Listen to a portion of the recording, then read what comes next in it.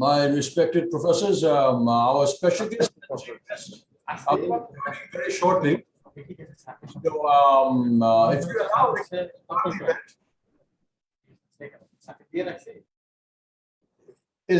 that okay? Is that okay if we start ahead and the honorable minister and the special guest will join us shortly?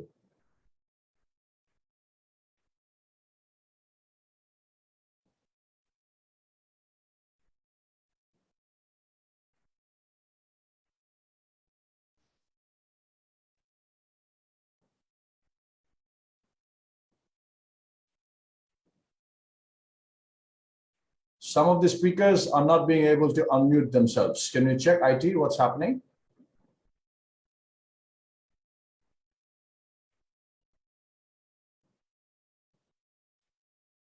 Make sure the speakers have that access. Yeah, thank you. I'm fine with starting now. Perfect, thank you. So may I request our Executive Secretary, Mr. Janal Abidin, to recite from the Holy Quran before we start off. Assalamu alaikum wa rahmatullah. A'udhu billahi minash shaitanir rajim. Bismillahir rahmanir rahim. Tabarakalladhi biyadihil mulku wa huwa ala kulli shay'in qadir. الذي خلق الموت والحياة ليبلوكم أيكم أحسن عملا وهو العزيز الغفور ইরশাদ হচ্ছে বরকতময় সেই সত্তা যার হস্তে নিহিত রয়েছে সর্বময় কর্তৃত্ব তিনি সর্বশক্তিমান যিনি মৃত্যু ও জীবন সৃষ্টি করলেন তোমাদের মধ্যে কর্মের দিক থেকে কে শ্রেষ্ঠ তা পরীক্ষা করার জন্য নিশ্চয়ই তিনি মহাপরাক্রমশালী ও পরম ক্ষমাশীল বারাকাল্লাহু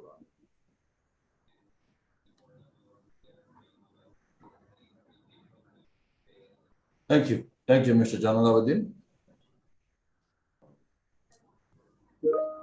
Bismillahirrahmanirrahim. Before I start, I would also ask the IT team to interrupt me if needed when the chief guest and the special guest is here to announce them. Okay, sir. Bismillahirrahmanirrahim.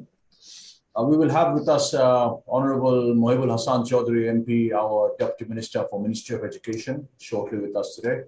Along with him, we will also have a special guest, Mr. Sheikh Kabir Hussain, the Chairman of the Association of Private Universities of Bangladesh.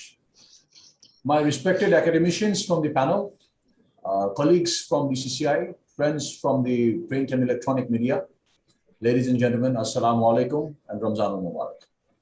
I would like to welcome you all to the webinar series of Industry Academia Linkage, the Role of Academia, organized by DCCI. I would like to thank our guests, our distinguished discussants, for their kind presence despite their busy schedule. Bangladesh, as you all know, is on the track towards graduation into a developing economy backed by consistent macroeconomic growth, but COVID-19 has slowed our economic growth pace. Besides, the fourth industrial revolution has brought new challenges like revolutionizing the manufacturing system, replacing traditional jobs with automation and new innovations. Rapid technological progress, digitization, and SDG-centric economic transformation. These are very important for reshaping our industry, economic landscape, and the jobs. Now we are poised to graduate into a developing country by 2026, which is a great milestone, needless to mention, under the visionary leadership of the Honorable Prime Minister. Now let's highlight two words nobody likes to hear nowadays, which is the new normal. The new normal state, disruptive technologies and changing industrial transformation for becoming a developed country by 2041 has actually placed us in a situation where, on one hand, automation is going to axe many occupations with the low-skilled, repetitive jobs. While on the other hand, to remain competitive globally, we need to identify the skills gap and readiness accordingly. Honorable guests, graduates struggle in the job market as our conventional education system lacks skills orientation in line with the industry demand. Now, our education system actually lags behind peer countries to develop market-driven skills, which are essential in tomorrow's job market. Consequently, foreigners, that they dominate the technical and managerial positions in our key industries and corporate firms, which actually lead to substantial remittance outflow from Bangladesh. Now, Bangladesh, needless to mention, we are blessed with a demographic dividend of 44 million working age population. It offers enormous scope for accelerated economic growth, and our labor force, on the other hand, enhances by 2 million new entrants every year, which actually also says that we are having a graduate unemployment of 38.6%, which means clearly there's a skills mismatch. Now, our academic curricula in Bangladesh is not encouraging industry-oriented critical thinking and primarily utilizing rote learning, which encourages passivity. Now, teaching in a corporatized model and a low research budget in universities hamper adequate research engagement and quality research outputs, which became actually evident in the Global Competitiveness Index in 2019, where we saw that Bangladesh, among 141 countries, was ranked 117th in skills. Now, the Global Innovation Index in 2020 ranked Bangladesh 116 in 131 economies in innovation. Now, this is an indicator where India was ranked 48th in the world, and Nepal, Pakistan, Sri Lanka were ahead of us. So the role of academia, we cannot deny it is very precious and it's never ending. But with the supreme leadership and the commitment of academia, universities around the globe are coping with the changing industrial context, economic landscapes as well. Now, university and industry collaboration has emerged as a means to elevate the country competitiveness in terms of developing able human resources and innovation ecosystem. Now, many research-driven universities made knowledge parks with the help of industry to motivate startups and then provide hands-on experience and inspire the people from the industry. And STEM students, science, technology, engineering, and math for my general listeners today, STEM students to innovate cost-cutting and productive technologies. Now, currently over 200 colleges and universities launch centers for innovation globally. These knowledge paths will help the universities to address the required skills for students to sustain the pace of the innovation. And Bangladesh can actually replicate this precedent. The World Economic Forum reported that 1/3 of the essential skills of workforce will change and the demand for human-centric soft skills become widespread. They also identified 10 skills and marked emotional intelligence, critical thinking, and decision-making priority skills to enable graduates for the future job market, which is actually believed by most of the employers globally. Now, given the fact of the world, Bangladesh is on the verge of economic transition. There's no denying that. And to address the industry-level skills gap and equip the upcoming human resources, introducing blended higher education. Now, besides to open up the inquisitive eye of the students, universities can integrate industry-related contents in the undergraduate STEM and other programs to orient industrial state to make them ready for meeting industrial challenges. For instance, in China, the Chinese engineering education is actually a fantastic example. China became the signatory of the Washington Accord in 2013, which actually enables the Chinese undergraduate engineering degrees to be outcome-based qualification. Now, this is very interesting. The transformation has become one of the most critical factors in contributing to the Chinese industrial modernization. Now, academicians enlighten the nation, providing the much-needed skills for human development, innovative social learning, and socioeconomic development through research-led insights. Now, this cannot be changed. We don't want to change that. But academia is believed to act as the architect and the front runner in setting the new trend, the culture, and social and economic transformation as well. Now, contribution of academic community is pivotal to address industrial economic needs for sustainable development of Bangladesh in line with our national priority. And to mention, a teacher. Sir, Honorable Minister joined us just now. Honorable Minister, Assalamu alaikum. Thank you for joining us.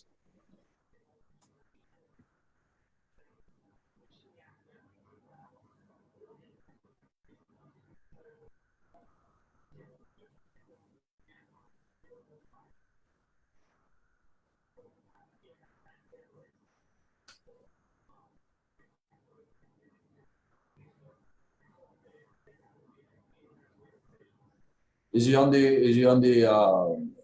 computer? Yes, sir. Honorable Minister joined us. Okay, so I will continue. Please make sure he's unmuted and he has video access. So I'm going to continue with. So yes, as I was saying, that a teacher is definitely a role model for young leaders and future leaders, even in today's world. I mean, regardless of what our age is, our relationship with our teachers, who have actually brought us where we are today, we always acknowledge that, whoever that person is. Now, it is, I also want to mention it to you that as far as Dhaka Chamber is concerned, that prioritizing the industry and academia linkage, which has, we have partnered with various prestigious universities of in the country, and we will continue this endeavor. And of course, we will request our esteemed academia to come forward and extend support to the pro-industry education system for a game-changing future for young graduates and best utilization of this demographic dividends that Bangladesh has to offer. We also urge the government for the timely policies and mechanisms for deepening industry and academia linkage. And I believe the valued insights of this dialogue will guide our objective to turn Bangladesh into a knowledge-based economy in the near future. And also, I was just discussing with the honorable academicians who are on the esteemed panel today that how it is so important to understand the importance of academia. I want to draw to the attention of all these listeners and the guests and the participants today that we were just talking about how AstraZeneca and Oxford are actually literally saving our lives right now. And this is the key example of industry and academia.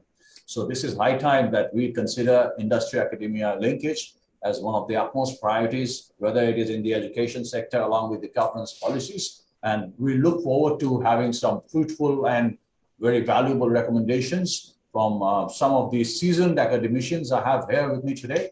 So without further ado, let us move into the dialogue. And first of all, I would humbly request Dr. Carmen Lamagna, the Honorable Vice Chancellor of AIUB, to give her remarks. Over to you, ma'am. Thank you, Rizwan. Is my PowerPoint ready? Anyone from DCCI? Is it ready? Yes. Okay, thank you so much. When I got the invitation from DCCI, I never knew that it will be Rizwan. I never knew it. I told those, oh, it's Rizwan. So thank you very much for inviting me. And I think I'm the only female in the panel. So maybe next time have a gender balance on your webinar. So with this, I would like to greet everyone a very good morning. Mr. Muhibul Hassan Chaudhry MP, our Honorable Deputy Minister for Education, and our special guest, Mr. Sheikh Kabir Hussain, and of course, Rizwan and the representatives of the DCCI. And I could see a lot of participants from AIUB. Good morning, everyone. Okay, so can I have the PowerPoint now? I believe that we will only be allotted a very few minutes. I will try to compress my presentation in 10 minutes. Okay, can we have the PowerPoint now?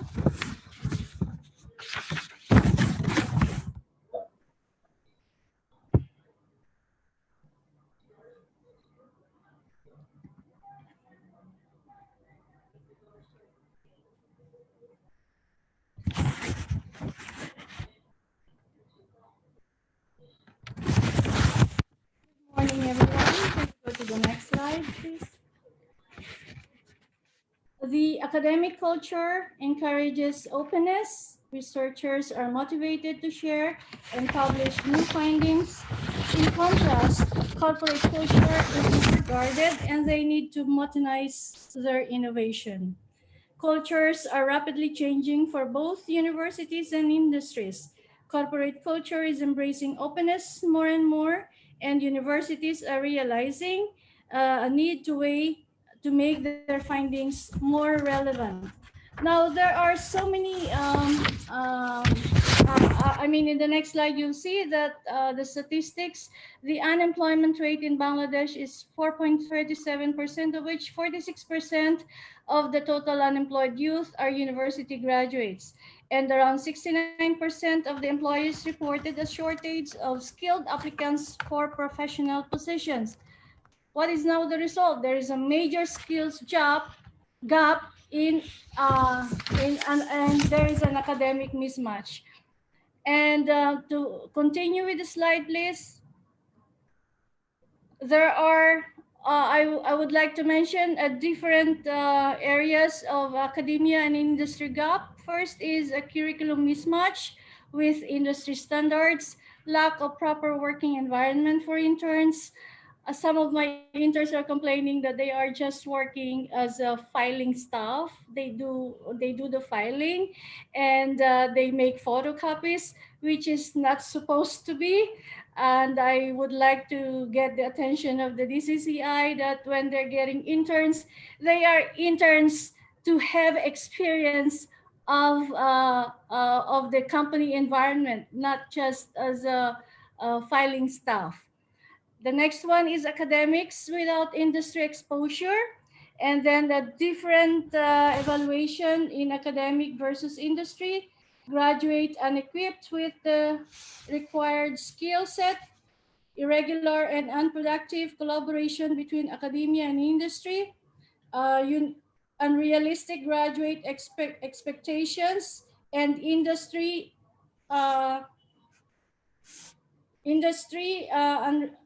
what is this? In developing employable graduates.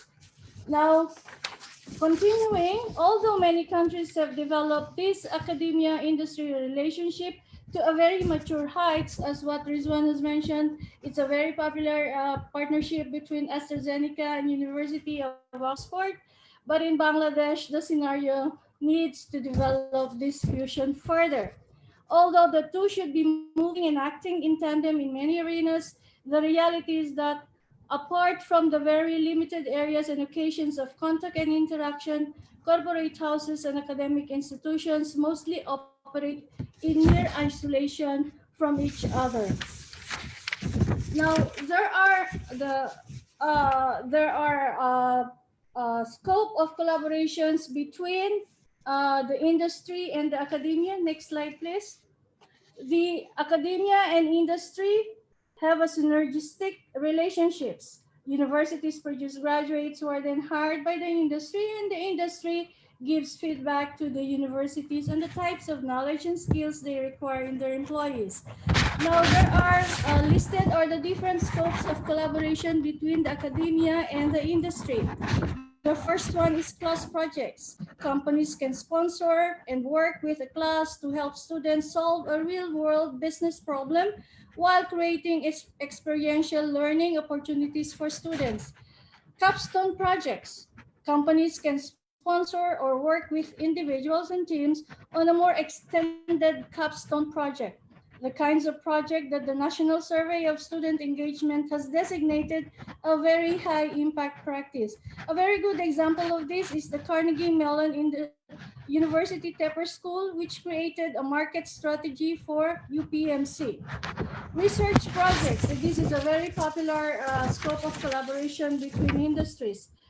Expertise to pursue joint research projects which may be focused on a single question or a single problem or to be more exploratory.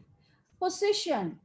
Partnerships can also be at the scale of an individual role or position, including externship, internship, co-op, fellowship, or sponsored funded PhD project.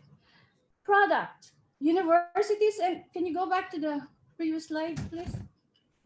Universities and companies can work together to produce something. This could be a consumer product or on a meta level, or a space or process to create products and services. A very good example of this is the University of Cincinnati and Procter & Gamble collaborating on Simulation Center for IoT applications and electronics. Next one is programs. Partnership can also be at programmatic level where sponsored staff deliver programs like skills, workshops, networking events, mentoring programs. Our very good example of this is the DCCI and AIUB. We offer joint courses in their institute in Motijil. You should be aware of this, Rizwan. The next one is alliance. Long-term partnerships can be formalized into alliance that includes several of the aforementioned collaborations made possible by a sustained relationship. And of course, the last one is a consortium. Beyond an alliance between two entities, several universities or several industries can also form a consortia that benefit from greater scale with increased depth and breadth of collaboration. Now we go to the value of a partnership. The benefits, of course, can you go to the next slide? Benefits for academic institutions as well as the industry collaborators can be, I would say, summarized. Number one, this can be, this is only my opinion, but may not be limited to. Of course, human capital. Partnerships can provide talent pipeline for the industry and create career opportunities for students. Educational. It can create educational opportunities for university and industry partnership participants for experiential learning and learning new skills and tools and exposure to new problems and perspectives. Financial. It creates financial opportunities that include research funding, which is more important as public funding declines. And of course, how do we have the financial benefit? Commercialization of these ideas and equity in new enterprises. Operational, such as reduced risk, increased agility to move faster than either party could in their current structures and fostering collaboration across disciplines and location. Reputational, partnerships can benefit both the university and industry by bringing visibility, credibility, and prestige to an initiative through this association. They can also lead to new publications and increased exposure. The last one and the most important thing is the intellectual property. Partnerships can enable the development of new ideas and intellectual property through access to complementary expertise, as well as the chance to be a test bed for applying ideas. Now, how do we bridge this academia and industry gap, which I have in the previous slides? Now, there are several ways. Can we go to the next slide? There are several ways of bridging the gap. As you can see in my slide, it can be through knowledge, experience, learning, growth, competence, advanced training, and ability. This is some areas which can be implemented to bridge the gap between the academia and the industry. Now, of course, we need to have the participation of the government. The government can help us with the financial incentives. Next slide. Infrastructure base, foster collaborations, policy regulations, and of course, guidance and support. The government has really a very important role to do to bridging the gap between the academia and the industry. The government can be the link between these two. Now, what does the university do? Let's go to AIUB. What does the university do? Can we go to the next slide of AIUB? The current pandemic, oh, this is AIUB. We have right now, during the pandemic, we have around 10,000 students and we have more than 325 full-time teachers. I'm talking about full-time teachers. I'm not talking about part-time. So if we have part-time here, you can add another 100. So in this pandemic, we thought that the students will be a little bit adamant with the online classes, but I think this has given them the opportunity to take more courses. Okay, next slide. The current pandemic, notwithstanding, all the sectors of the country's economy must learn a very important lesson, and that is survival and success lies in the adaptability to change to fit new circumstances. Innovation must be ongoing because changes in the external environment will require that. Innovation not only in the service and academic delivery, but continuous upgrading of the course contents. This has always been AIUB's forte because it believes that education is a continuous process and a lifelong endeavor. Now, this slide shows different strategic linkages that we have with the companies. DCCI is there, and we have a very strong partnership with Cisco. Now, how do we head towards the future? What is our future? The government reform of the industry and education policies. They should, I would recommend, focus on local industrial value addition, ideas of products and process innovation, along with labor and raw materials, and shift in focus on higher education policies to complement industrial changes. Second is the academia industry collaboration, essential to fuel the growth of the economy, to engage in collaborative programs, develop of human capital, and create enough jobs and skilled workforce. How do we move forward? Next slide. Academia and industry complement each other in that a tie-up between them creates value for both as well as for the society. And so while academia is on the lookout for employment of its graduates, enrichment of its curriculum, as well as funding and sponsorships for its various activities, is the focal concern of the industry will be to ensure adequately knowledgeable employees, development of business-oriented research, which is affordable and within the country. The takeaway from this entente for the government is a situation which will ensure a knowledge and research-based society. All these are poignant issues and will help the country in adapting to change by adopting international standards of excellence born out of academia and the industry working together. Next slide. Of course, it will be business as usual in this pandemic, but it's now with a difference. There are accelerated efforts to encourage collaborations, and existing literature points out several types of collaborative forms. However, it is still challenging for organizations and universities to identify the best practices to follow in order to establish and sustain collaboration. This has led to the increasing need of establishing some practices and principles to guide the initiation, implementation, and success of collaboration. So with this, thank you very much. I would like to thank DCCI again for inviting me. And I would like to request the DCCI to please have a gender balance in your next webinar. Thank you so much. And this is for all today. And thank you. Thank you so much. Absolute pleasure. Dr. Kaman, thank you very much for your detailed presentation. We have taken into context how to incubate research projects and then the need to revise the curricula in the industry. And we'll, of course, at the end of the dialogue today, we're going to summarize all of the outcomes of each of you respective academicians. And we're going to put an outcome report for the reference of the Honorable Minister, special guest, and circulate to the friends in the print and electronic media as well. So now let me do a bit of mix and match. We just heard from one of the vice chancellors of the private universities. I would like to call upon the Honorable Dr. Abul Qasim Mazumdar, who is the Pro Vice Chancellor of the Bangladesh University of Professionals. Sir, over to you. Thank you very much, Mr. Rizwan Rahman.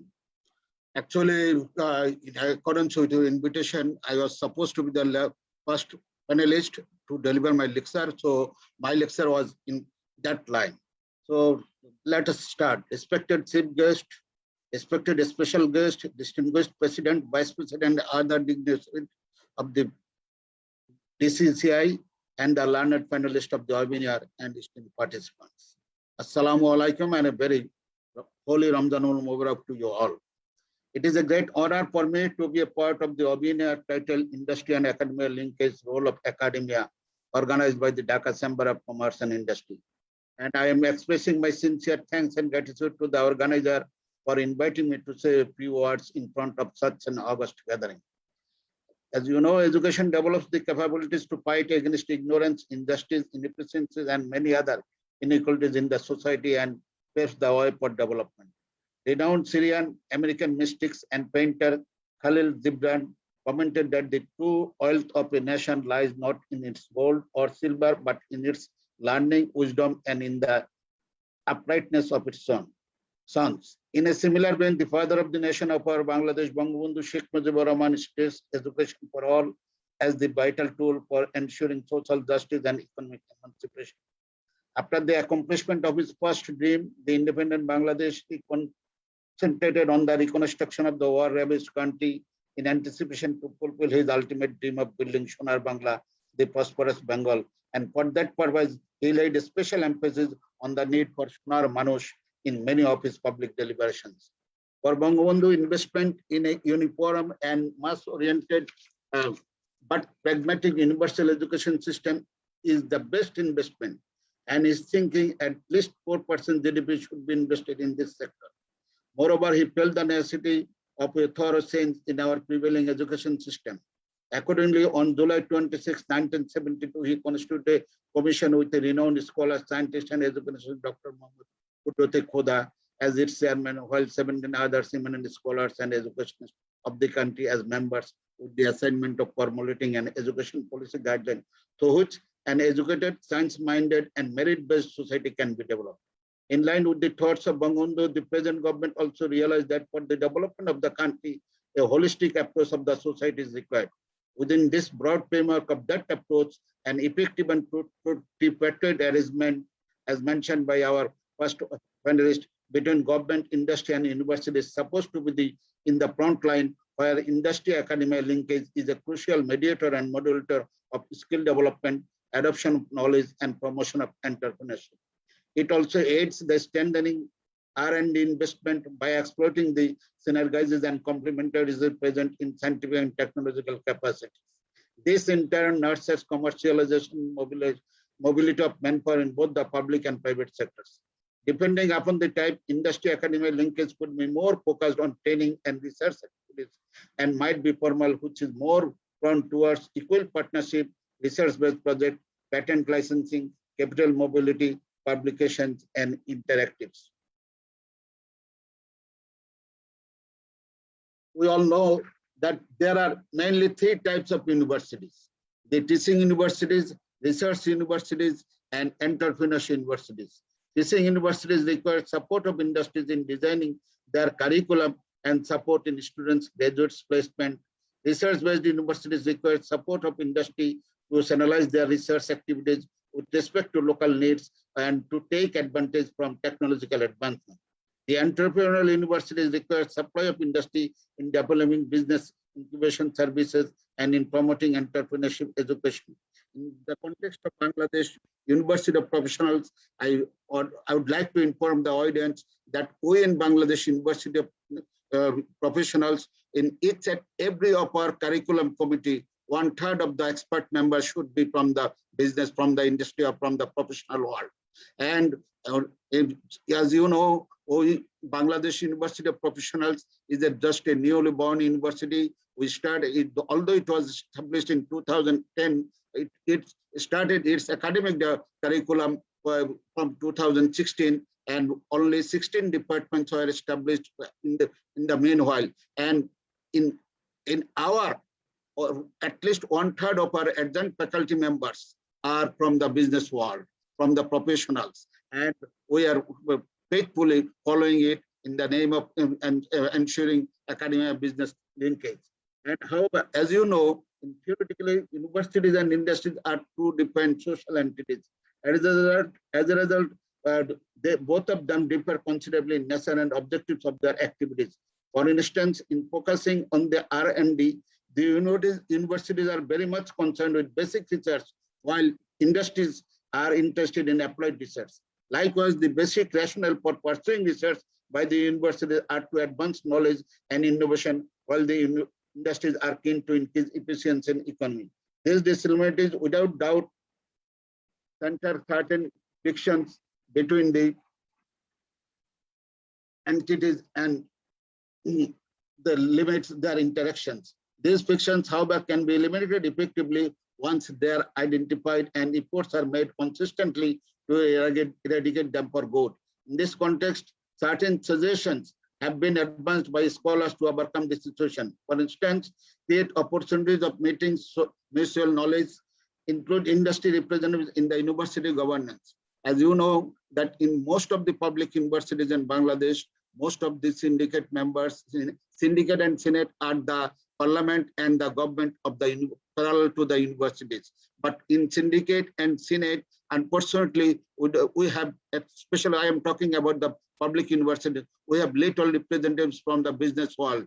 Now it is, although we have representatives from the government, I do believe that the representatives in the management of the public universities, especially from the business or industries, would elevate the position and would ensure employment opportunities for the universities graduates as well as for involving the university. So although it is not my official, from my official position, I'm not saying, but as an academician of the country and as a senior citizen of the country, I say that within the syndicate and senate of the public universities, the business or industrial representatives must be there. Yes, there are some, sometimes it happens, for instance, in Jamia University, when I was teaching there, I saw that the Chambers of Commercial president was one of the syndicate members.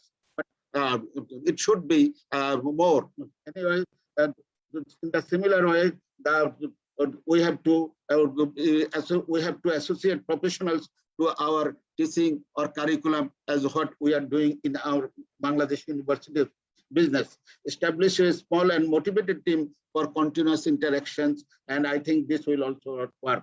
Unfortunately, the scenario of industry and academia linkage in Bangladesh is mostly non-existent. Some sporadic efforts were made here and there in the past, but it did not take any shape. It has historical and cultural reasons. After independence, there are only 6 universities in the country, 2 of which are technical and the rest 4 are general, and all of them are owned and managed by the state. Now these things are changed. Now there are many public universities as well as there are public and private universities. The number, apart from the industrial base of the country, has also been widened with increasing contribution to GDP of the country. The policy and attitude of the university has changed and become more and more open and eager to share with the industry. Almost a similar attitude and appreciation are visible in the industry of Bangladesh, as we can see from our organizer today. It is against this backdrop, the host of our today's webinar, the DCSCI, one of the leading voices of the country's business and industry, can play a significant role, and it needs to act a frontline party in developing a strong linkage. Bringing industry and academia is a challenging task. The goals, objectives, and motives of both parties may vary from each other. For example, university may want to collaborate with industry for improvement of teaching, access to funding, reputation enhancement, and access to empirical data from industry.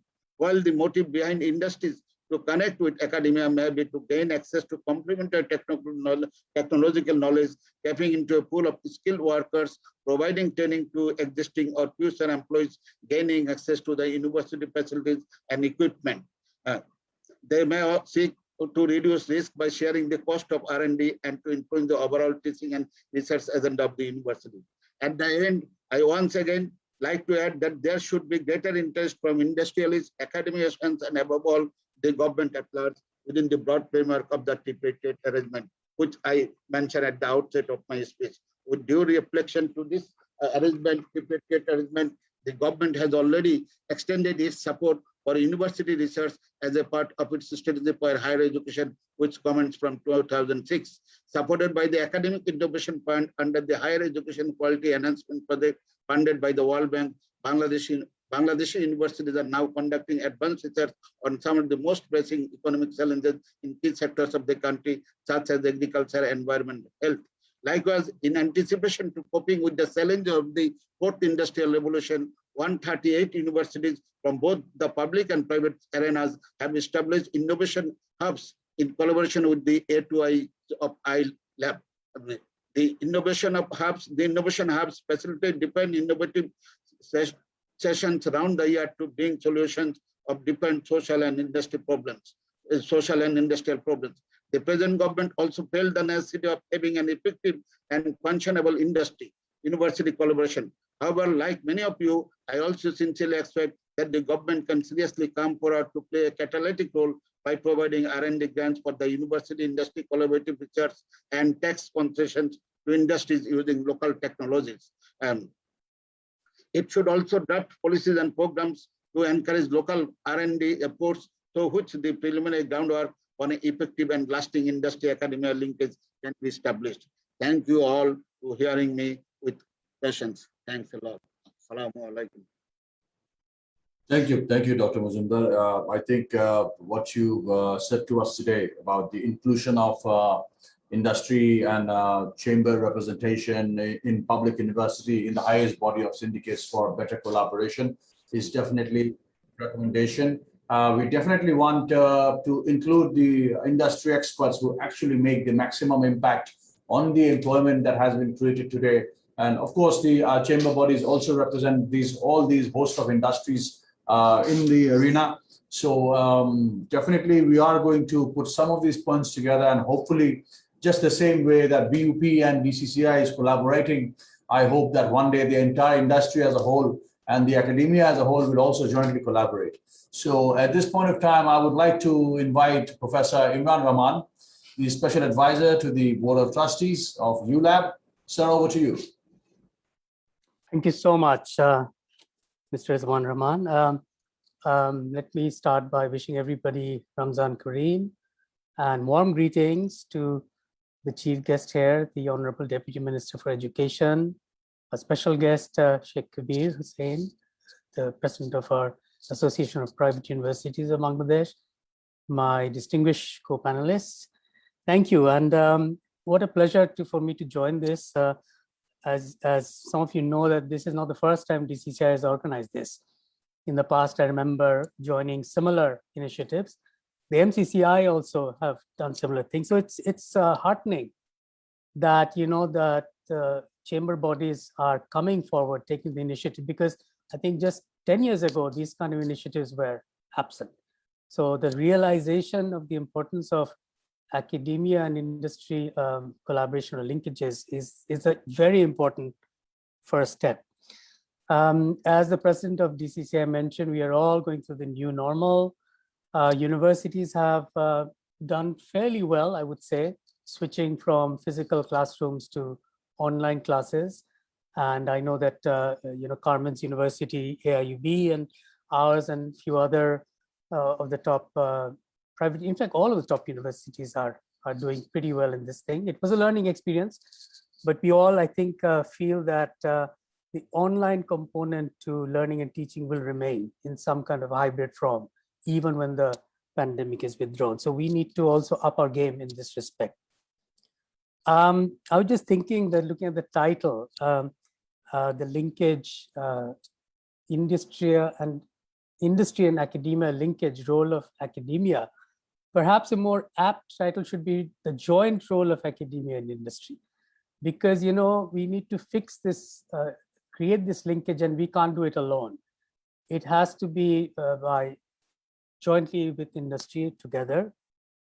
And traditionally, this, I think my previous distinguished colleagues mentioned that this has been absent in our culture, in our university culture, this linkage. Perhaps because if you look back on how university started and with what kind of mandate, we had a very limited private sector. In fact, it was most commercial activities were run by public sector enterprises. So somehow, we haven't really, the universities haven't really changed the games, modernized the way we teach. And I would say, Mr. Rizwan Rahman, that I agree with most of what you said. So we realize where the weaknesses lie, and the time is now to kind of fix these weaknesses. And the time is, in fact, way past. So what I would start with is, maybe because we have a short time here, I will start with just mentioning 3 aspects of how this collaboration can be looked at. One is in terms of the teaching. Second, and perhaps the most important that you alluded to, is research. Industry and academia or other kinds of research institutions working together to create research, like the AstraZeneca, Oxford AstraZeneca, for example. And third is also career development or career placement, if you want to call it. So let me start with teaching. Our curriculums have traditionally been just the university creating a curriculum in void, in a vacuum, without thinking about, what are the views and the requirements of the various stakeholders. And one of the most important stakeholder of universities' output are industry. They are the ones who are going to provide the jobs. And we've really never bothered to ask them, okay, what is missing from our graduates? In some cases, we have asked, even on the industry side, there is a lack of clarity of what they think is missing. So we have to work together to address what are the important skills. So I would think it's the industry academia collaboration starts with the curriculum redesign, I would say, particularly with the 21st century and the new 4th industrial revolution in our mind. And the other aspects have already been alluded to by my colleague, Professor Carmen. We need industry also to work with us, so that our students can learn beyond the narrow confines of the classroom. So, all kinds of projects. For example, internships is something which has been there, but my experience for internship, it goes back from my days from IBA from the early 1980s. Is that it's kind of a missed opportunity. It's really, in name, it sounds very good, but in reality, there are a lot more to be desired from the internship experience. And particularly the internship organization needs to work far more closely with their academic colleagues to make sure that the students who are doing an internship are given a meaningful research project to work on that will benefit the particular company. But other things are, for example, scholarships. Again, one way industry can help by, scholarships help universities attract the bright students, the talent. Private universities are severely underfunded by nature. And this is one area where industry can kind of join hands with us. Apprenticeship. We found that instead of scholarships, instead of internships, apprenticeship, where a student, for example, will leave the university for a term or 2 terms and actually work in industry, in the relevant industry. And the university will give credit for that work, academic credit. And then they will come back and rejoin the rest of the studies. And when they come back with a completely different mindset, which is far more valuable than internship, which is usually at the end of the academic programs. It's a bit of a waste to have the internship at the end of the academic. So these are some of the areas in terms of teaching where industry and academia can collaborate. I will speak of research the last because I think that's the most important, but let me come to careers. Again, the University Careers Office are working in isolation. We are reaching out, so we need a far more symbiotic relationship between industries, industry bodies, companies, and the Careers Office of universities. Yes, we have university job fairs, but these need to be far more creatively organized so that companies actually can come and do a recruitment for their talent. We also think that in some industries, we would love to work with those industry bodies to highlight the attractiveness of a career and jobs in that industry. Let me give you an example. Ready-made garments, RMG is one of the, I mean, it's a path-breaking industry in Bangladesh. Even now, looking at the next 5 years, I think a lot of the jobs will be created in the RMG and textile sector. But when I talk to my students, like say I have a auditorium full of 200 students, and I ask them, okay, how many of you are interested in having a career in the RMG? Out of the 205 people will raise their hands. I think, what's wrong? I tell them this is the industry, which is, and it is not a dorji dokan. This is some of the most sophisticated industries. You get a chance to visit abroad, you get creative work opportunities. How come so obviously there's a disconnect here. And I tell my garments friends, hey, what have you done? What have you done to come with us and attract talent? When I pass Jahangir Gate, I see this big signboard says, come and join the Navy, come and join the Air Force, right? So where are these ads? From the RNG industry, from BGMEA. So it is really, we want to work with you to tell and our potential graduates, existing and future graduates, that this is a fantastic. So some of the problems that you said, that so many expats are in this industry. So how will we attract young talent if they don't know anything about it? So there is a tremendous opportunity, and ULAB would be so willing to work with DCCI and other people. By the way, ULAB is also very proud that we are a MOU partner of DCCI Institute, and we are already working on launching a kind of a certificate course with you. So that's really something we're very proud of. And I'm glad that Carmen, AIV, and BUP are also our fellow partners in this. So apart from RMG, we have pharmaceutical, we have the new age industries, right? The startups, again, we want the relevant industry to come in with us and highlight the opportunities, motivate and encourage students, and even tell them what kind of skill set they will be needing. Okay, the skill set part is also extremely important. Like Rizwan mentioned, I keep hearing over and over again from my industry friends that we get all these people with high MBA, CGPAs, high this and that, but they just don't seem to have the skill set that we want. So I'm glad that this even the government and everybody is now focusing on skills, and our universities have not done a very good job in incorporating skills in the academic taught program. We are starting to do that.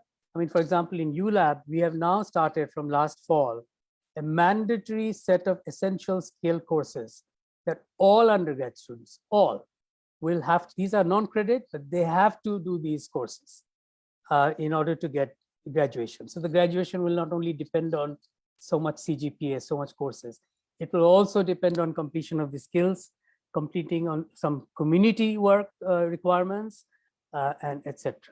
So again, a very important area where I hope industry and academia can work together. Finally, I've taken a lot of time. Finally, on research.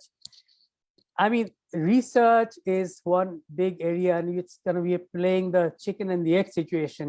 We are saying industry is not coming forward with money. Industry is saying we have money, but we don't see any good research coming out of university. So we have to kind of stop this circular argument. And we can start in small ways. For example, we can start with industry working with us to start business incubators.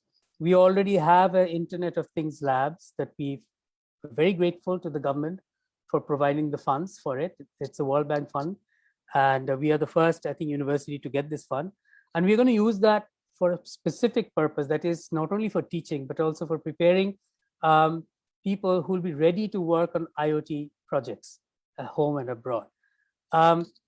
We can also start with very simple things. For example, setting up a chair, a research chair. And industry can say, we'll give you the money and this is what we want. You tell us what kind of minimum qualifications experience you want from that professor who's going to help the chair. And if we meet that, if you're happy, then you pay. So, these are some of the important areas. And of course, joint research. We're already working jointly in research with Bangladeshi organizations, NGOs, foreign organizations. what we are urgently and very, excitedly looking forward is to bring in a company or some industry organization as part of ongoing research. And this is again one area why America is number one in research. Because in American research, you will see that most of the research funding is coming from industry and also from government. So let me end with also the role of government that I think Dr. Carmen mentioned, that, we also need to realize that investment in education and research has very high returns. And, we are looking for the government is also being generous in this aspect and making no distinction between private universities and public universities.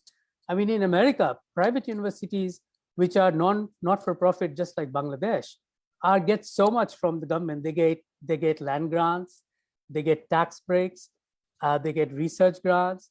The students get government scholarships. I don't see why there's these two kind of distinctions being made in Bangladesh. After all, our students are also children of taxpayers of Bangladesh. So that's one thing. And the other thing is that, because we're all learning to improve, one size fits all kind of policy is not going to work. We would really encourage our policymakers to give us a bit more flexibility to work, around the box, because you never know where the success story, where the innovative formula is going to come from. So thank you very much for your kind patience and listening to me. And as I said, I'll be so happy to continue this engagement with DCCI. Thank you.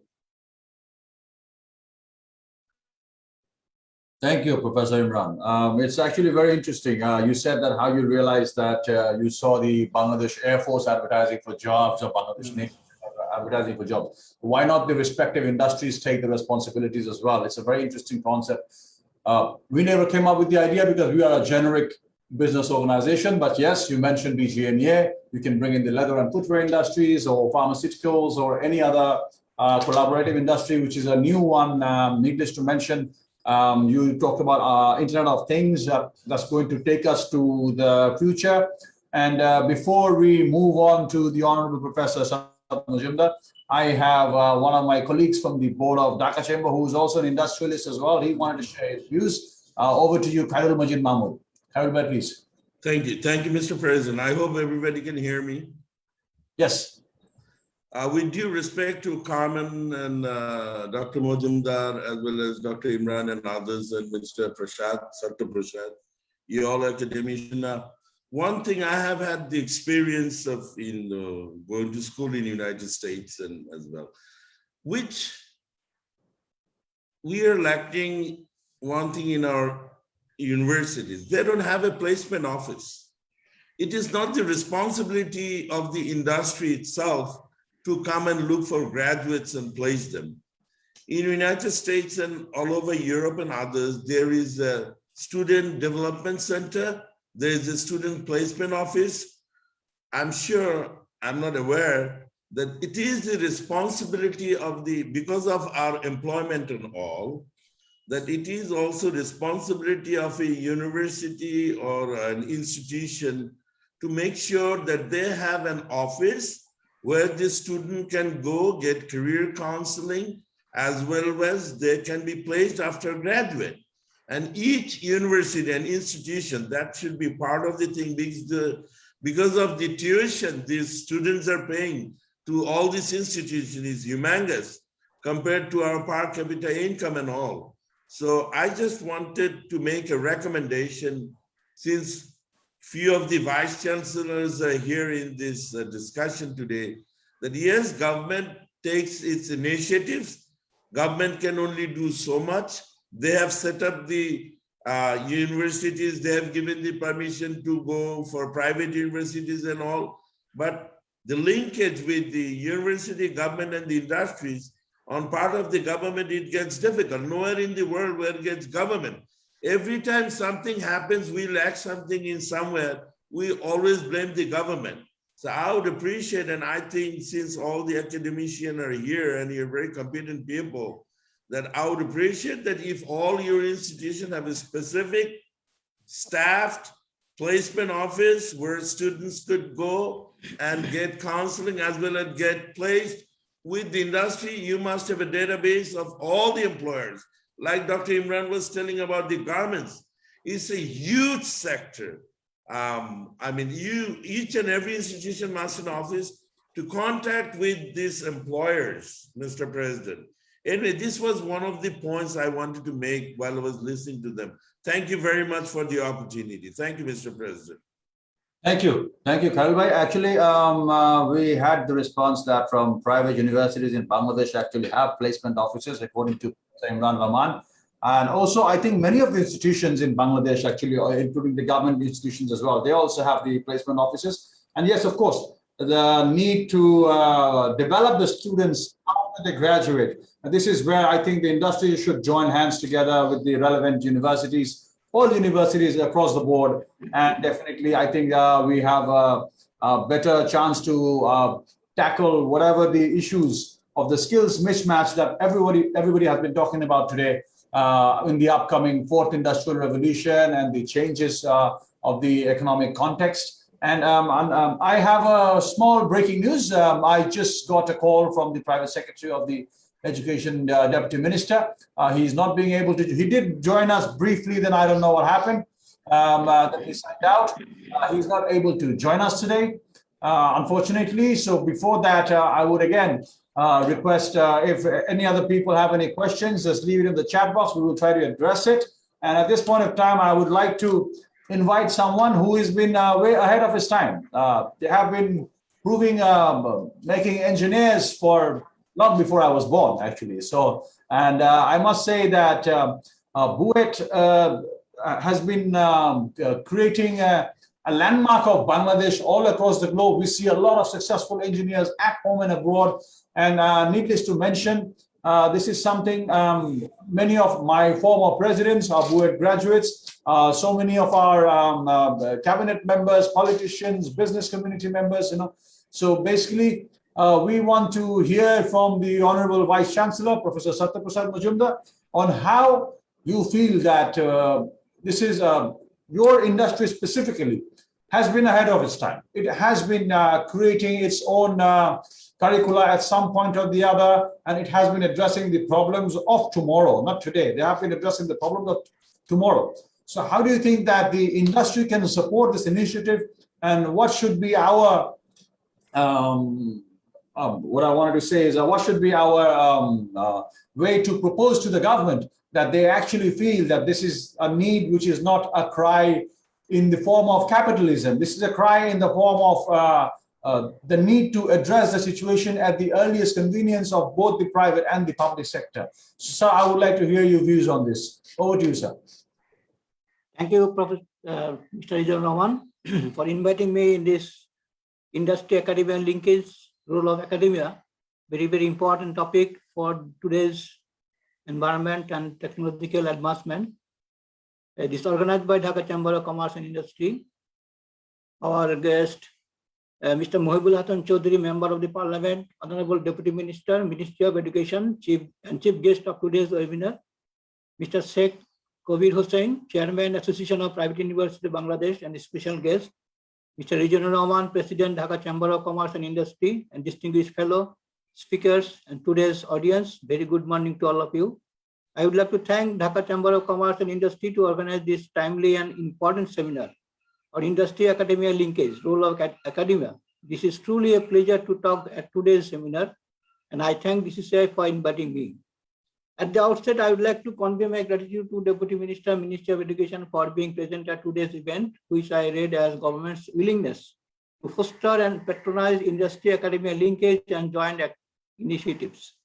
My fellow discussants have rightly pointed out the momentous importance of industry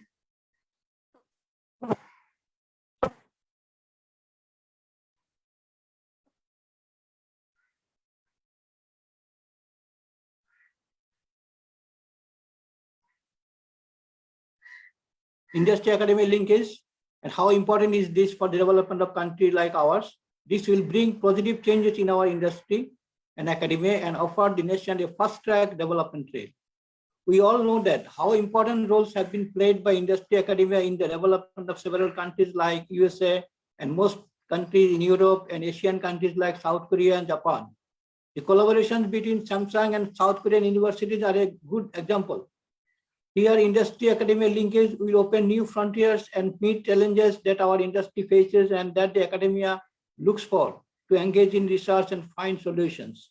Generally, at the moment for us, this linkage will be essential for finding the customized homemade solutions for our industries. However, there obviously should be more than one objective. The objective should be a short-term goal, could be tackling the challenges and finding solutions, and a long-term goal should be developing cutting-edge and disruptive technologies in collaboration.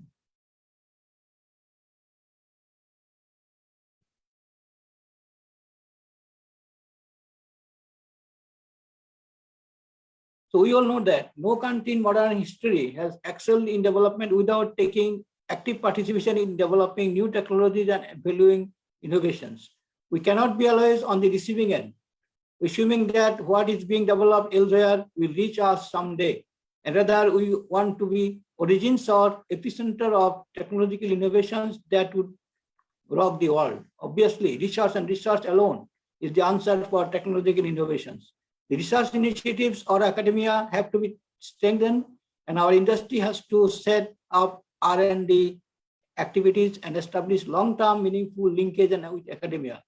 Above all, a nationwide research and ecosystem has to be developed. Why are we lacking in research innovation from academia? Because right mindset needed and passion is needed. However, passion alone will not make it sustainable. Lack of funding is an important factor. Infrastructure is an important factor. Research associates, fellowships, very much important to be supported. Full-time masters, full-time PhD students, very much important for us to be supported by scholarships or fellowships. Almost no incentive or financial support will provide. We need to create incentive and motivation among the researchers. Funding is important. Currently, funding is not sufficient, but we have to go for collecting funds from home and abroad. The most funding must come from government or specific funding from joint academia industry research. In this respect, industry should take part in funding research projects short-term and long-term. Industry should work hand in hand with academia in research projects and invest more on research and social contributions. And this should come forward because we need funds from the society and you have to give it to the society. Both the government and industry, please do not forget that investment in research is often a long-term investment. And what role we can play? We can play for academia in the industry linkage program. We need to prepare our students for the real world challenges. Our students basically are working on academicians, they're working on the projects which are basically abstract research. Very few students are working on the industry related projects. So our students, researchers, teachers have shown that they are able to excel in innovation. We need to nurture them. The course curriculum must be reflecting the technological evolutions and the need of the society and need of the industry. And we must go for outcome-based education. We must develop our curriculum based on outcome-based education system and need-based education system so that our students can tackle the problem of the industry. When he joins the industry, he can contribute to the industrial need and develop some projects or develop some new thoughts so that industry can gain from his initiatives.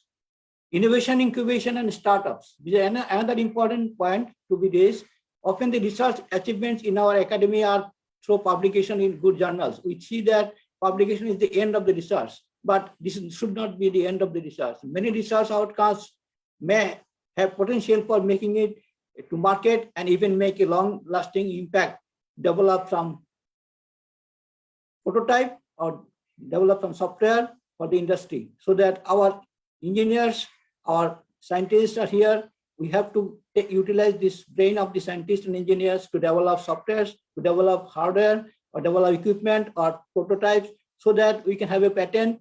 We can utilize their brain in our country, not letting them go out of the country before giving this output. Academia must facilitate incubation of innovations and support the growth of startups. And this requires additional funding. Today's high-tech industry is mainly based on ideas such as Google, Facebook, Amazon, Uber, and nothing but ideas worth of billions of dollars. How much one Samsung or one Facebook or Amazon could help to grow? Academia should encourage new innovative ideas and create environments for students and teachers to brainstorm. So if you have this opportunity to brainstorming the students or the graduates, we can have more ideas.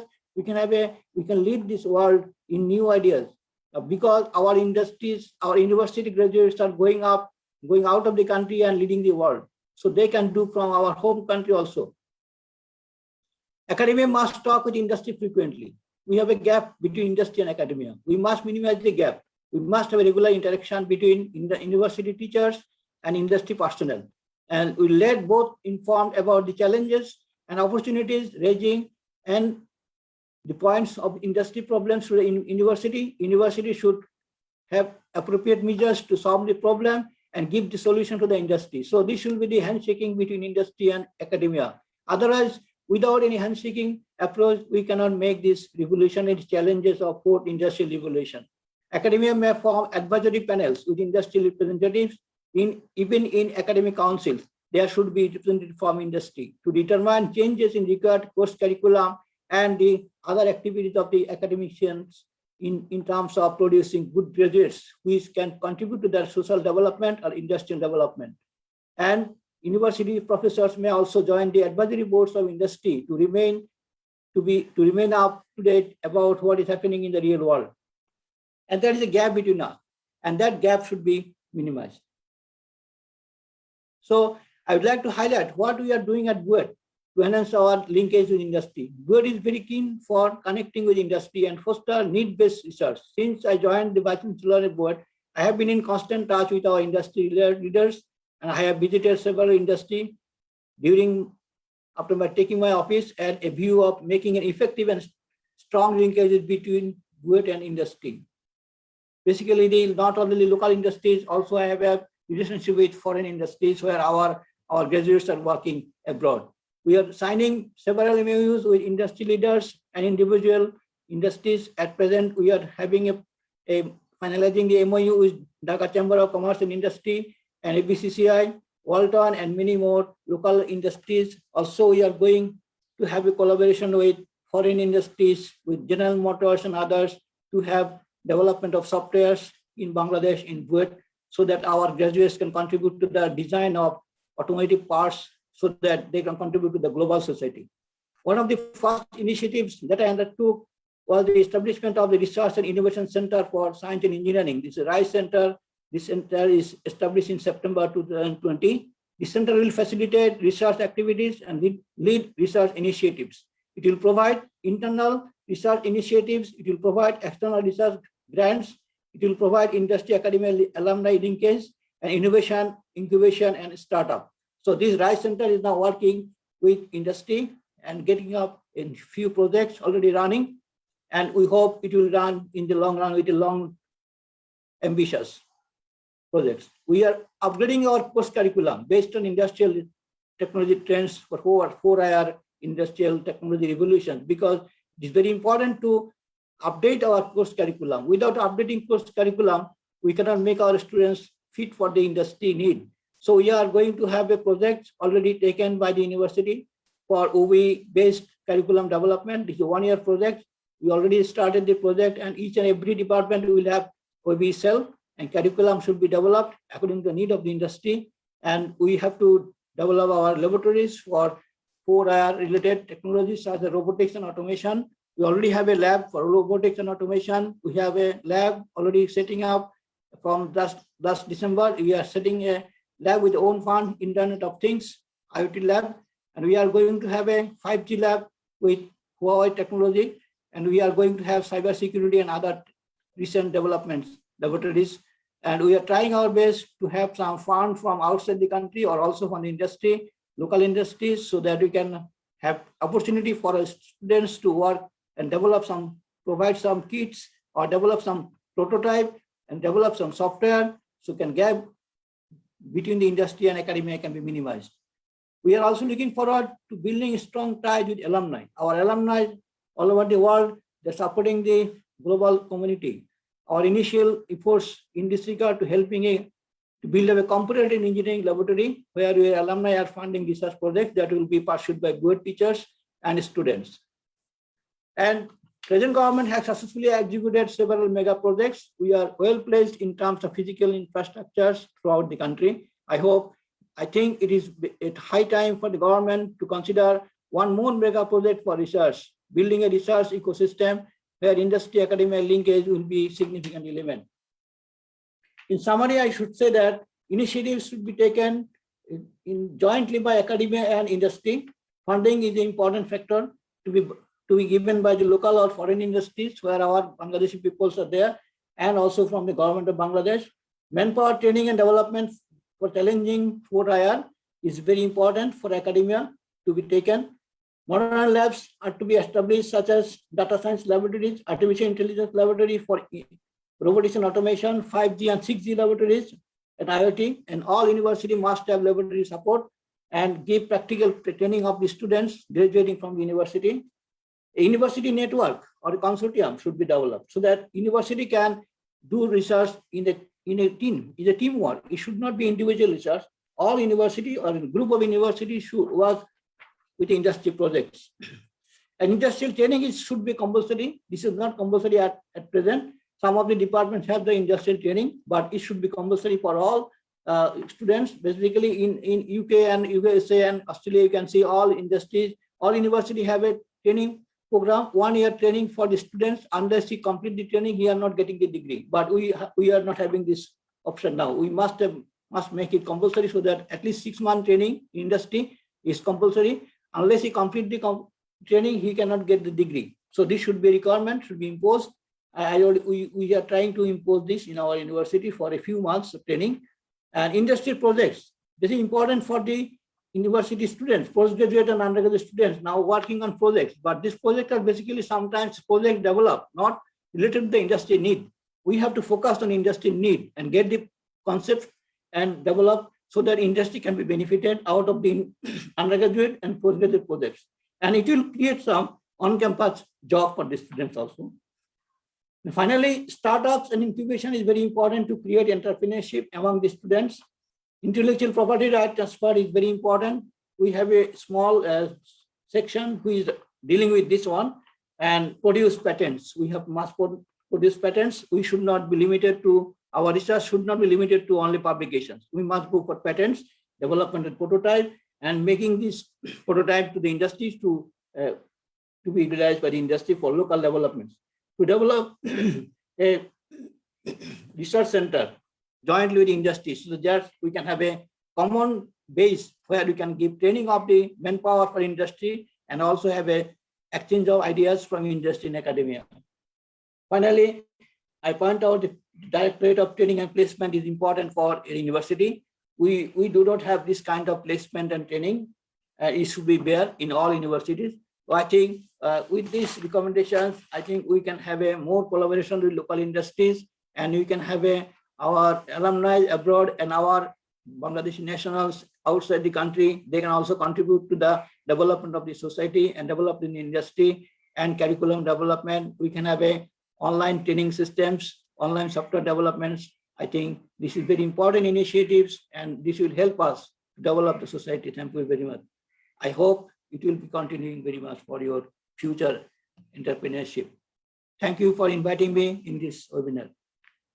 Thank you, sir. Thank you for your detailed speech. I must say that we are also looking forward to collaboration with your esteemed institution, like many other institutions in the country. And this will definitely be a start to promote to bridge the gap between industry and academia.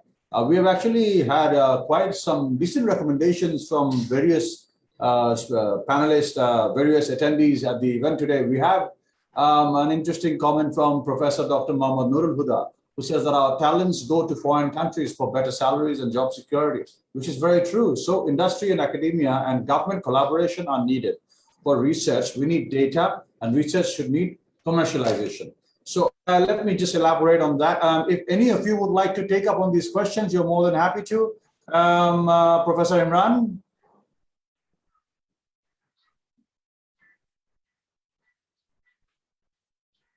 Thank you.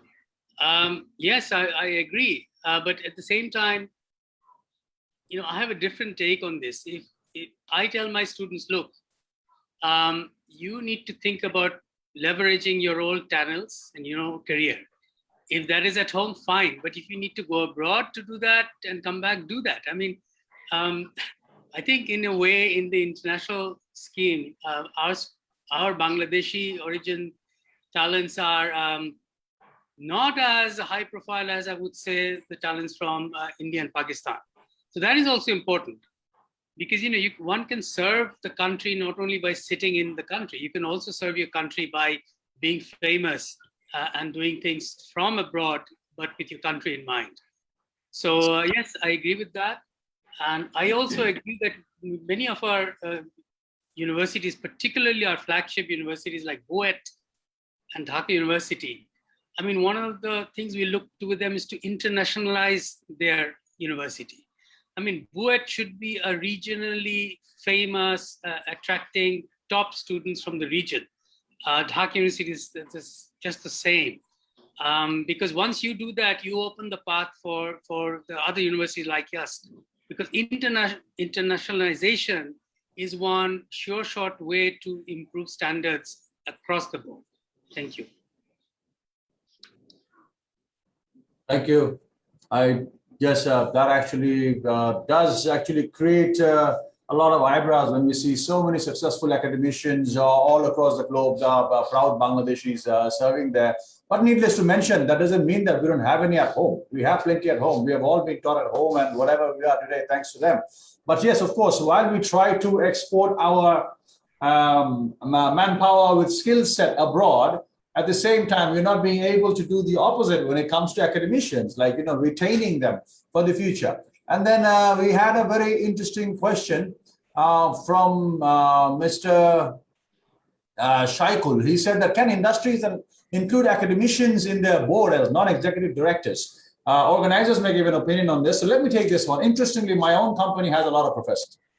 I have professors from Dhaka University. I have professors from BUET on my multiple boards across my companies. And that's not because they are academicians in general, because they are also, they have a rich pool of knowledge, which is way beyond my economic thinking, or whether I have someone from the Department of Economics on my board, and he's a very reputed professor in one of the public universities. It's not because he's an economist, but he has a whole experience of general knowledge, and this way they can contribute. And I think, no disrespect to the rest of my colleagues in the board, but he contributes more to the board meetings than my sponsors do. So of course, yeah, this is a very good interaction, but of course, whether you can invite them as non-executive directors into the board is completely to the discretion of the private companies. In the same way, inviting private individuals to public universities or public companies, for example, as ex officio president of Dhaka Chamber, I represent a lot of public organizations. So in my official capacity. So of course, in the same way, I think the private individuals should also move forward in engaging academicians in these kind of industrial contexts. And that's why these small gaps can be actually fulfilled. And then we had a long question also from Dr. Mohammad Nur Huda. Our researchers should be stored in a central repository so that we can start our research from an updated position, which is actually a very interesting concept. Now we are starting the research from the initial position. We don't know the current progress of the research, and domain-oriented data is needed to do for research. Yes, this is something that universities and corporate industries can do forward. And I found a lot of people, repeated questions about how people are doing research abroad, people are doing development abroad and not research abroad. I slightly beg to differ here. I wish the representatives of the government was here today. When we talk about developments and research, when you see General Motors funding a $100 million project in some university, when you will see AstraZeneca funding some project in some, they get tax benefits. Charities are tax deductibles. When we see the Satya Prasad Majumdar building in BUET one day, that is not getting some tax benefit. That is just an honor.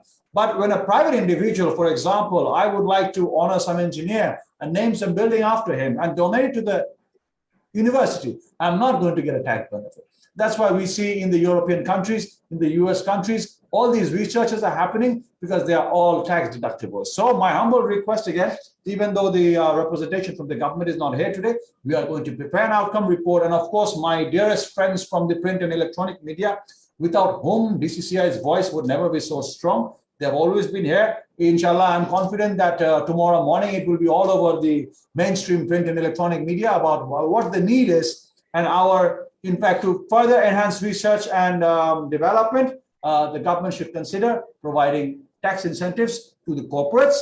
And in some cases, the industries that are being threatened by the fourth industrial revolution can be made mandatory to spend a certain amount in research. If I'm not mistaken, it was 2-3 months ago when we read in the front page of one of these English dailies where it says the universities spend less than 1% on research. So this is quite sad. So now, even if the budget is 1%, that is still a lot of money. So when they said less than 1%, you might even find out they'll probably spend 0.2%, 0.3%. So let us make it mandatory from the UGC. And needless to mention, the first series of this industry academia sessions, we had our honorable chief guest, the honorable education minister, and we had the UGC chair as the honorable special guest. Both of them assured us with various cooperation, but we want to keep this dialogue continued across the board. And in the next series, we also want to include a series of industrialists, so we can hear their viewpoints. And I'm also an industrialist myself, so I'm telling you, they're going to want the tax incentives. It is a very simple mathematics, because you give me something, I give it back to you. So yes, that's one way to go about it. We also have a question from Dr. Khandaka Sajjadul Karim. He said, vocational and technical university concept effective for linkage between academia and industry for producing and skills and semi-skilled manpower, which may be meet the demand of domestic and international markets. Yes, absolutely correct. But there are certain institutions that do exist in the country. But as Professor Imran Rahman rightly said, many of these institutions are not rightly advertised. We need to go vocal. We need to go to the print. We need to go to the electronic media. We need to advertise these issues. But there are skilled. We also provide training through DCCI Business Institute for various entrepreneurship developments. And that is the primary reason, as many of you know, that we are reaching out to the most reputed institutions here. We have ULAB, we have BUP, we have BUET, we have with us AIUB, and many other universities we are collaborating with. Why? Because we want to do our part from the industry as a whole. And we do not represent a specific industry, we represent the industry as a whole. So we're trying to do our part by creating the awareness. And of course, at the same time, what happens, I must tell you, some of these corporate companies are now taking interest in taking entrepreneurship skills development in Dhaka chamber, and they are signing up with us to do their training program. So if we as just a small institute can do this, imagine what a big corporation and the academia can do established together. And many of the private universities are associated with big corporations through sponsorship and various others. We would definitely urge them to include those private university owners to lobby to the government as well, for their benefits. At the end of the day, it is the industry that is going to drive, and needless to mention, the private sector does contribute to the economic growth over 80%. There's no denying that. And of course, this young unemployed graduates that we are producing is something we need to definitely enhance, because every year, as mentioned, we are producing 2 million fresh graduates. We need to address them some way or the other. So hopefully that's the question we have had today. And I guess there is another request from the popular Professor Imran Rahman needs to comment on. Is it good if our graduates go abroad and come back home to serve the nation? But under the present education system, most of them live abroad permanently. Do we need to change our syllabus to overcome this problem? Sir, over to you.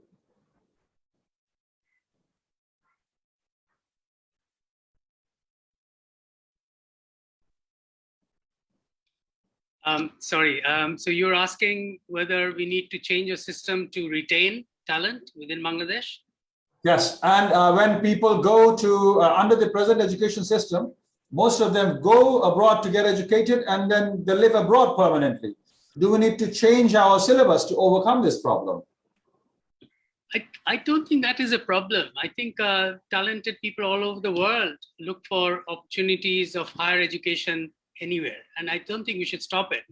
But what I'm encouraged to see is that a lot of these students who are going abroad are coming back, because in the end of the day, actually, many of them feel that they can serve their country better, and the opportunities are, in fact, here probably in a sense are better than the opportunities in some cases, like, for example, Canada, very small job market.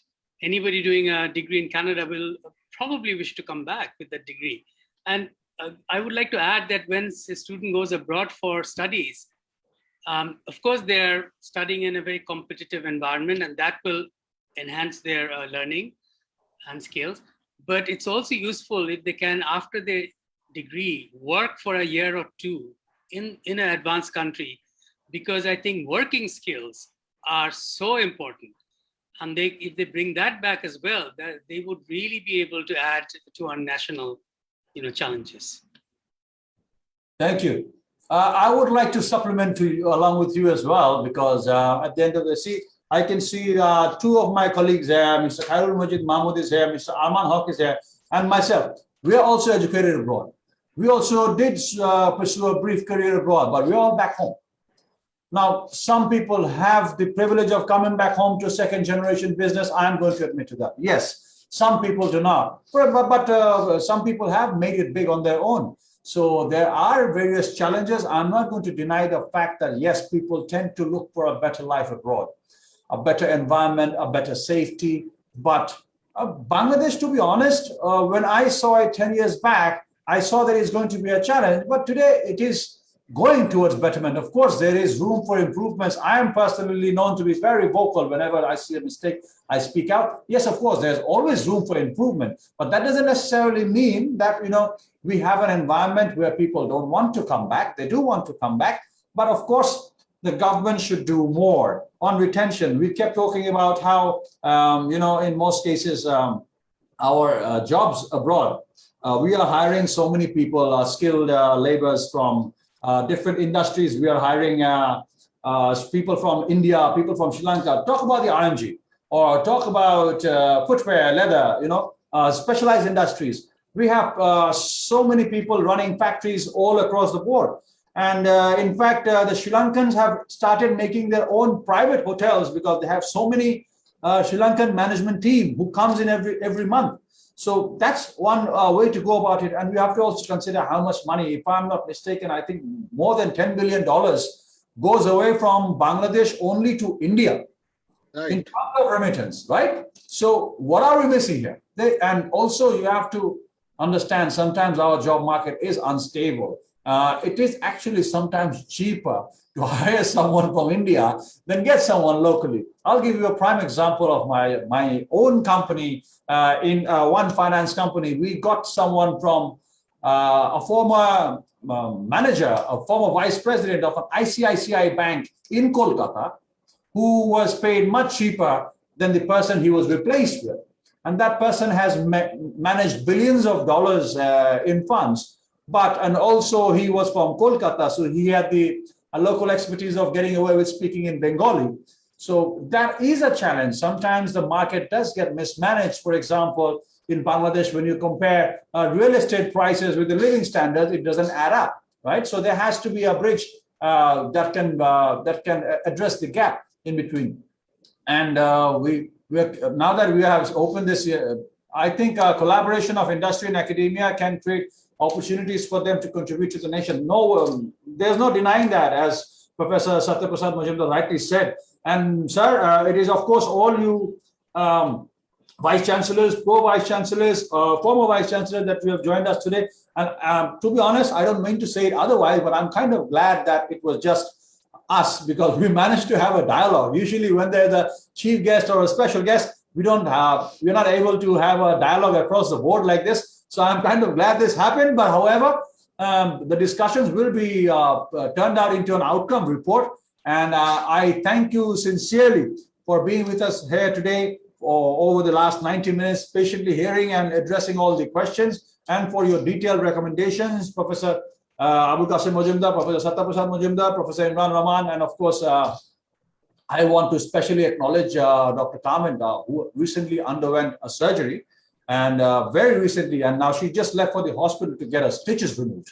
So I'm just glad that she still managed to join us. At this point of time, I would like to hand it over to my colleague, my Senior Vice President, N.K. Mubin, to give his deliberation of the closing remarks. Thank you very much. Bismillahirrahmanirrahim. Assalamu alaikum. Good afternoon and Ramadan Mubarak. On behalf of Dhaka Chamber of Commerce and Industry, I would like to take the privilege to extend my special thanks to respected participants for their kind participation, and like to extend my sincere thanks to the distinguished discussions for their valuable insights to build up linkage between industry and academia. Ladies and gentlemen, a stronger collaboration between industry and academia enhance knowledge-based economic development of the country, particularly a country like Bangladesh, which is going to be a middle-income country by 2026. To remain competitive and efficient at the global stage, we will need to adopt a job-based educational system with updated technologies is expected to address the industry-level skills gap and tackle the challenge of 4IR in Bangladesh. To improve the education policy, educational institutions need to develop their curriculum following the reputed global institution with pragmatic teaching methodology as per the industrial demand. Now it is the high time to increase public investment in education, skills development, and R&D for building Bangladesh in line with our development visions. Distinguished guests, the recommendations and suggestions retrieved from this discussion will be forwarded to the respective government and relevant authorities to address what are required for future human resources to keep up the pace of innovation and mitigate the gap of the industry and academia. Before concluding, I'd like to thank again to all the discussions and all the distinguished guests and participants for joining the webinar. Allah Hafiz. With these concluding remarks, may I declare this webinar closed. Thank you. Thank you.